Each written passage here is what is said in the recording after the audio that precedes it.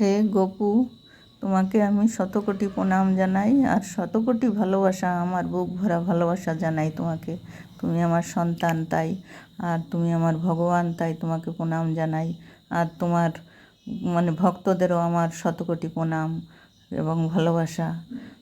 আমি একটা কথা জানাতে চাই, আমার আর থাকতে ইচ্ছে করছে না এই ইহলোকে।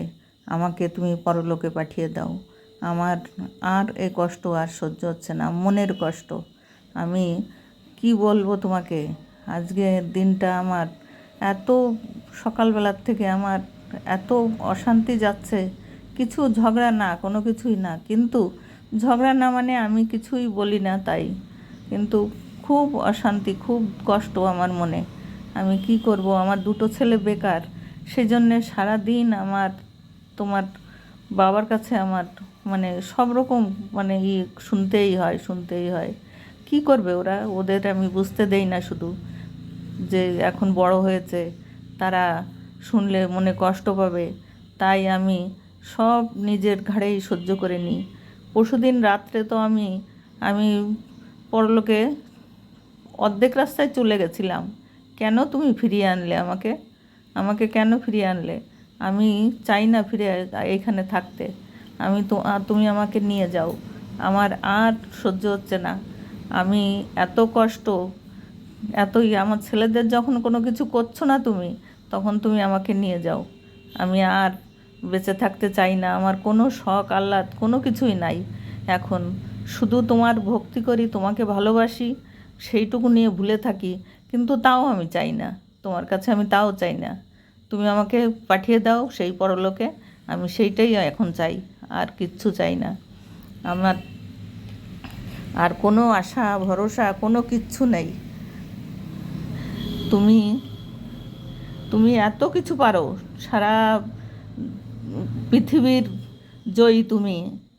তুমি এত ভক্তি করি তোমাকে, এত করি, ভালোবাসি, এত ভক্তি কি বলবো আমি খুঁজে পাই না। তাও তুমি আমাকে, আমার কথা শুনছো না। যখন তখন আমার এই একটাও মিনতি, এইটাই শোনো, এই অনুরোধটা আমার রাখো, আমাকে পরলোকে পাঠিয়ে দাও, সেই ব্যবস্থা করো আমার। বুঝলে গোপাল, কি বললাম আমি? আমি আর তোমার কাছেও থাকতে চাই না, কারোর কাছে থাকতে চাই না। আমার সব আশা ভরসা সব কিছু আমার মিটে গেছে। আমার বড় গোসাইকেও, তোমার বাবাকে আমি ভগবানের মতো দেখি, কিন্তু সেও বোঝে না। সেও সব সময় আমাকে আঘাত করতে পারলে সে হয়, জানি যে তার মনেও কষ্ট সেই জন্যে, কিন্তু সেটা কি নিজের বেলায় বুঝতে হবে? আমারটা বোঝে না? আমারও যে কষ্ট আছে সেটা কি বোঝে না? শুধু নিজেরটাই বুঝলে হবে? তাহলে আমি আর কিসের জন্য বেঁচে থাকবো বলো? কী কারণে আমি বেঁচে থাকবো? আর আমার বাঁচার কোনো শখ নেই, কোনো নেই। তাই তুমি আমাকে তোমার পরলোকে পাঠিয়ে দাও। আমি ইহলোকে আর থাকবো না, আমার মায়া সব, ইহলোকের মায়া সব আমার হয়ে গেছে। তুমি তোমার কাছে একটু মিনতি করি, সবাইকে ভালো রেখো, আর আমাকে ওইখানে পাঠিয়ে দাও। আমি আর চাই না। তোমার দাদাদের ভালো রেখো, আমি এইটুকু বলি। আর তার সন্তান বউ বাচ্চাদের ভালো রেখো, তোমার বাবাকে ভালো রেখো, কিন্তু আমাকে তোমার কাছে নিয়ে চলো। আমি চাই না আর আর এই ইহলোকের মায়া আমার ত্যাগ হয়ে গেছে, আমি এখন পরলোকে যেতে চাই। দেখো কত আমার কষ্ট, তুমি তো জানো যে শরীরের আমার কত কষ্ট। তাই নিয়েও আমি সব সময় যতটুকু পারি ততটুকু করি, কিন্তু আমি তার বেশি কি করে করব?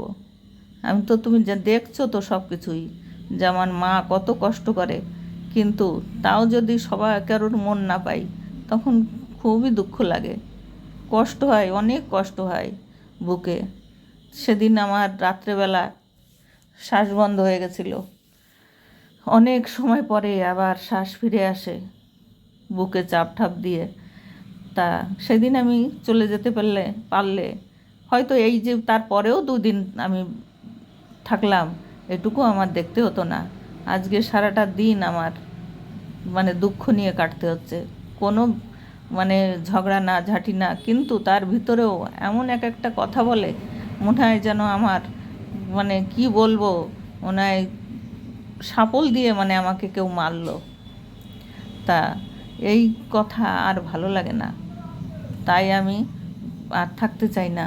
আমার সব ইচ্ছা পূরণ হয়ে গেছে, পূরণ না হলেও হয়ে গেছে, আমি সেইটাই বলবো, আমার পূরণ হয়ে গেছে, আমি আর বেঁচে থাকতে চাই না। গপু, তুমি সবাইকে ভালো রেখো, তোমার ভক্তদেরও আমার অনুরোধ, তোমার ভক্তরাও আমাকে মানে পাঠিয়ে দিক। আর তোমার ভক্তদেরও তো কোনো কথা শোনে না তোমার ভক্তরা, আমি তাই আর কি, আর আমি বেঁচে থাকতে চাই না। আমার লাইক শেয়ার কমেন্ট করে আমার যেন খুশি, এইটাই আমার করুক যে হ্যাঁ আমি যে যেতে চাইছি সেটাই তারাও তাতে খুশি, তাই যেন লাইক শেয়ার কমেন্ট করে মানেই করে, জানায়। আমি আর কিছু চাই না। হরে কৃষ্ণ কৃষ্ণ কৃষ্ণ হরে হরে, হরে রাম রাম রাম হরে হরে। পৃথিবীর সব মায়া আমার ত্যাগ হয়ে গেছে। আমি এখন আজকে এরকম মনে হচ্ছিল যে আমার যদি শরীরটা একটু সুস্থ হতো, আমি ওই কোনো তোমার ধামে যে আমি সেখানে থাকতাম। কত মানুষ তো থাকে ভিক্ষা করেও খায়, আমি সেইভাবেই থাকতাম। আমার স্বামী চাকরি করতো, পেনশন পাচ্ছে, তাতে কি আমার সেসব কোনোই নাই। আমি ভিক্ষা করে এই ভিখারি সেজেই থাকতে চাই। আমার আর কোনো শখ নাই, কিন্তু সেটা তো আমার শরীরের ক্ষমতা নেই, আমি যেতে পারবো না, তাই আমি পরলোকে চলে যেতে চাই। তুমি আমাকে পরলোকেই পাঠিয়ে দাও। হে গোবিন্দ, হে গোপাল, হে গপু, তুমি আমাকে আর কষ্ট দিও না, আর কষ্ট দিও না। হয় আমার ছেলেদের একটা ব্যবস্থা করো, তাহলে আমার কষ্টটা কম হবে, কারণ তাহলে তোমার বাবাও খুশি থাকবে, আমাকে এরকম সবসময় মানে আঘাত করতে থাকবে না। এই আঘাত আর সহ্য করতে পারছি না। সেই যে মানে কি বলবো, বিয়ের পর থেকে মানে আমার এই কষ্ট করতে করতে আর ভালো লাগে না।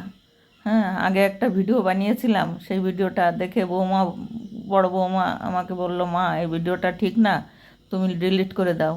কিন্তু আর আমি বলবো না, ডিলিট করতে বললেও আমি আর ডিলিট করব না, কারণ আমার অনেক কষ্ট আর সহ্য করতে পারছি না।